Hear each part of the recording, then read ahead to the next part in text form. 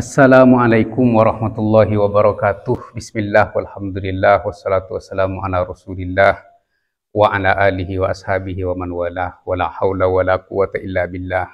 Amma ba'd. Para subscriber dan para pecinta channel Ponpes Abu Syamsuddin Batu Ampar dan seluruh pemirsa dimanapun Anda berada. Baik, kali ini kami akan menjawab sebuah pertanyaan dari teman-teman yang setia terus mengikuti channel YouTube kami. Apa pertanyaannya? Ini ada yang salah satu dari para followers kami yang bertanya bahwa apakah Kiai Said Muhammad apakah bagian dari Ba'alawi? Baik, saya jawab biar ini menjadi penjelasan yang bermanfaat. Said Muhammad itu pongkol nasabnya itu kepada Sayyidina Hasan bin Ali bin Abi Thalib. Oleh karena itu, Said Muhammad bin Alawi Al-Maliki Al-Hasani. Al-Hasani. Sedangkan Ba'alawi itu teman-teman, itu pongkol nasabnya itu kepada Sayyidina Husin melalui Sayyid Ahmad bin Isa. Kepada Sayyidina Husin melalui Sayyid Ahmad bin Isa yang sekarang dito'en atau dibatalkan oleh Kiai Imad. Jadi Ba'alawi kemana? Ke Sayyidina Husin melalui jalur Sayyid Ahmad bin Isa Al-Abah yang sekarang dito'en oleh atau dibatalkan, takut nggak paham tentang to'en, dibatalkan oleh Ki Haji Imaduddin Al-Bantani karena tidak ada verifikasi kitab zaman dan tidak ada petunjuk-petunjuk lain yang menetapkan nasab mereka itu kepada Sayyid Ahmad bin Isa Al-Abah. Ya, jelas kan? Jadi Sayyid Muhammad itu jalur nasabnya kepada Sayyidina Hasan bin Ali bin Abi Thalib melalui jalur nasab Al-Idrisi. Baik. Juga ada yang bertanya kepada saya,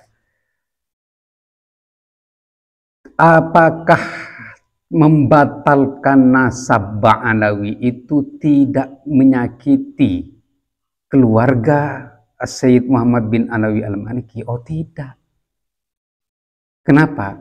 Karena batalnya nasab Ba'alawi itu yang pertama tidak ada efek sama sekali kepada nasabnya Sayyid Muhammad. Jadi putra-putranya Sayyid Muhammad itu tetap nyambung kepada baginda Nabi melalui pongkol nasab beliau Sayyidina Hasan bin Ali bin Abi Thalib melalui jalur Al-Idrisi yang ada di Maroko. Baik, terus ada yang tanya lagi, bagaimana tentang salah satu istrinya Sayyid Muhammad itu yang dari Hubabah? Sorry, ini bukan saya buka enggak. Cuma ada yang nanya. Salah satu istrinya Sayyid Muhammad itu juga dari Madura, dari Pamekasan. Dan punya 3 putra-putri, 2 laki-laki. Apakah, saya kembali nanya sekarang, kalau Sayyid Muhammad misalnya nikah dengan orang Madura, apakah nasabnya orang Madura itu harus dan wajib nyambung kepada baginda Nabi? Tidak kan? Jadi sama, kalau memang Sayyid Muhammad menikah dengan salah satu dari keturunan Ba'alawi, apakah harus wajib nyambung nasabnya Ba'alawi kepada baginda Nabi? Tidak. Satu. Yang kedua, apakah kalau memang sekarang klan Ba'alawi itu salah dan diantaranya ada yang sesat, tidak boleh disalahkan karena takut menyakiti? Analoginya, Kalau memang salah satu keluarganya Sayyid Muhammad dari orang Madura, apakah orang Madura tidak boleh disalahkan? Salah satu orang Madura tidak boleh ada yang salah atau disalahkan? Ya kalau memang salah, siapapun harus disalahkan. Kan begitu. Entah itu salah satu keluarganya Sayyid Muhammad dari Madura, berarti orang Madura benar mutlak tidak boleh disalahkan. Oh tidak. Itu namanya asobiyah kelompok. Itu namanya juga asobiyah keluarga. Tidak boleh. Jadi katanya baginda Nabi sebelum beliau meninggal, ya, ingat pesan baginda Nabi apa? Ya ala Quraisy, innila uhni ankum minallahi syai'a. Ya ala Abdul Muttalib, inni la ugni ankum minallahi syai'a. Ya ala Bani Hashim, inni la ugni ankum minallahi syai'a. Yang artinya, wahai orang-orang Quraisy, ini pokok nasabnya baginda, saya tidak tanggung jawab apapun untuk kamu di depan Allah Subhanahu wa taala. Wahai orang anak cucu Abdul Muttalib, saya tidak memiliki tanggung jawab apapun untuk kalian semua di hadapan Allah Subhanahu wa taala. Wahai keturunan Bani Hashim, saya tidak memiliki tanggung jawab apapun untuk kalian semua di hadapan Allah Subhanahu wa taala. Dan yang lebih ke dalam, ketika putra baginda yang bernama Ibrahim meninggal dunia dan usianya belum sampai 2 tahun, ketika dikubur, apa pesan baginda? Ya Ibrahim, innila amliku laka minallahi syai'an. Wahai Ibrahim, saya tidak memiliki tanggung jawab apapun untuk kamu di hadapan Allah Subhanahu wa taala. Nah, inilah kalau sifatnya baginda, tawaduknya baginda. Semakin baginda dianugerahi jabatan oleh Allah Subhanahu wa taala, semakin pula baginda tawaduk kepada Allah Subhanahu wa taala. Dan semakin pula baginda mendidik semua keluarganya untuk bertawaduk kepada Allah Subhanahu wa taala. Inilah baginda. Bukan ketika dikasih keistimewaan atau karomah malah tambah sombong dan ingin menjamin semua keluarganya masuk surga, dan ingin menjamin semua kelompoknya masuk surga, dan menjamin semua pengikutnya untuk masuk surga. Itu bukan perilaku dan sifat baginda. Itu namanya asobiyah. Ada asobiyah keluarga, asobiyah kelompok, dan asobiyah pengikut ijtima. Itu namanya. Begitu teman-teman. Dan Sayyid Muhammad pun juga begitu. Sayyid Muhammad tidak pernah mengagung-agungkan kelompoknya, apalagi mengagung-agungkan leluhurnya. Tidak ada. 600 karya kitab Sayyid Muhammad tidak pernah mengunggul-unggulkan dan mengagung-agungkan leluhurnya.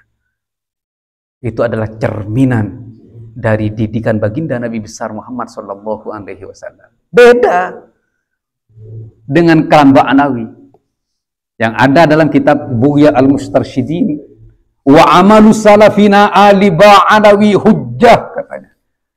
Dan perbuatan perilaku keluarga Abi Alawi itu adalah hujjah bagi umat. Kafa bihim maniktada, dan cukup dengan mereka. Ali Ba'anawi itu, katanya mereka itu, siapapun yang mengikuti leluhur mereka. Subhanallah. Haula wala quwata illa billah. Jadi ini bedanya Ahlus Sunnah wal Jamaah dengan Syiah. Ini begini teman-teman. Jadi di Ahlus Sunnah wal Jamaah itu tidak ada asobiyah.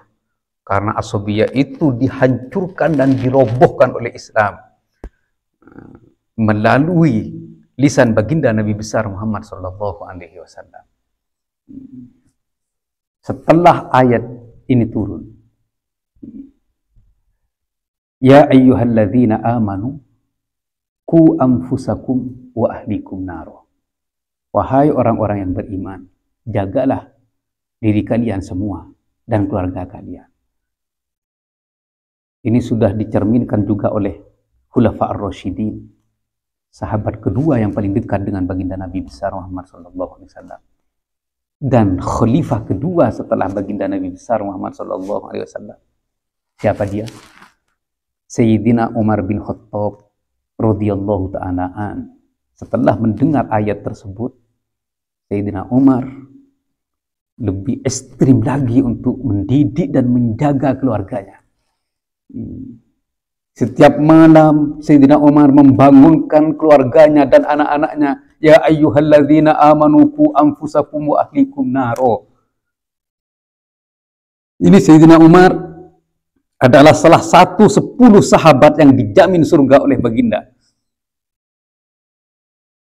Tapi Sayyidina Umar setelah dijamin surga, bukan beliau tambah, oh saya ada jaminan surga, kalau saya dijamin surga berarti keluarga saya itu juga dijamin dengan surga. Bukan seperti itu, malah tambah tawadu, membangunkan keluarganya dan anak-anaknya untuk sholat kepada Allah Subhanahu wa ta'ala. Jadi beginilah Islam. Semakin dekat kepada Allah Subhanahu wa ta'ala, maka dia akan semakin tawadhu kepada Allah Subhanahu wa ta'ala. Beda dengan Yahudi dan Nasrani. Semakin merasa, ya bukan saya bilang semakin dekat, semakin merasa dekat kepada Allah Subhanahu wa ta'ala, mereka semakin sombong dan mereka akan mengaku orang yang paling dicinta oleh Allah Subhanahu wa ta'ala. Bahkan mereka mengaku anak Allah, nahnu abna'ullah wa ahibba. Itulah mereka. Kalau Islam tidak, semakin merasa dekat kepada Allah Subhanahu wa ta'ala, semakin tawadhu kepada Allah Subhanahu wa ta'ala. Oleh karena itu teman-teman, ya tolong para pemirsa atau para mukibin wabil khusus, saya ini bukan menyerang fisiknya Mbak Alawi, tidak. Akan tetapi saya menyerang ajaran-ajaran Mbak Alawi yang berpotensi menyesatkan dan mengafirkan umat secara massal. Nah, seperti yang sudah kami jelaskan dalam kajian-kajian kitab kami tentang khurafat Ba'alawi versus hikayat atau Israiliyat Yahudi. Mereka mengaku usul kepada Lauhul Mahfuz, usul kepada Allah langsung. Ya, di antara mereka juga ada yang mengaku serah terima jabatan dengan Allah Subhanahu wa ta'ala. Itu adalah ajaran-ajaran sesat. Nah, seperti yang di VT kemarin, ada yang tanya, adakah ulama yang menyesatkan Ba'alawi? Saya jawab di VT kemarin yang sebelum ini. Ya. Tujuan saya nggak ada apa-apa. Saya ingin menyelamatkan umat dari ajaran-ajaran dakwah-dakwah sesat. Itu saja. Ya. Diterima, alhamdulillah. Tidak diterima, tidak diikuti, ya tidak masalah. Ma'alaina illal balagh. Kami hanya menyampaikan.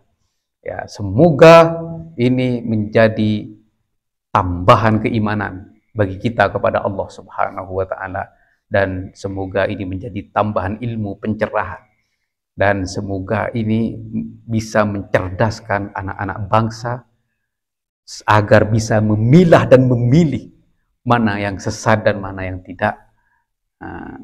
Semoga bermanfaat teman-teman. Baik, akhiran wallahul muwaffiq ila aqwamit thoriq. Wassalamualaikum warahmatullahi wabarakatuh.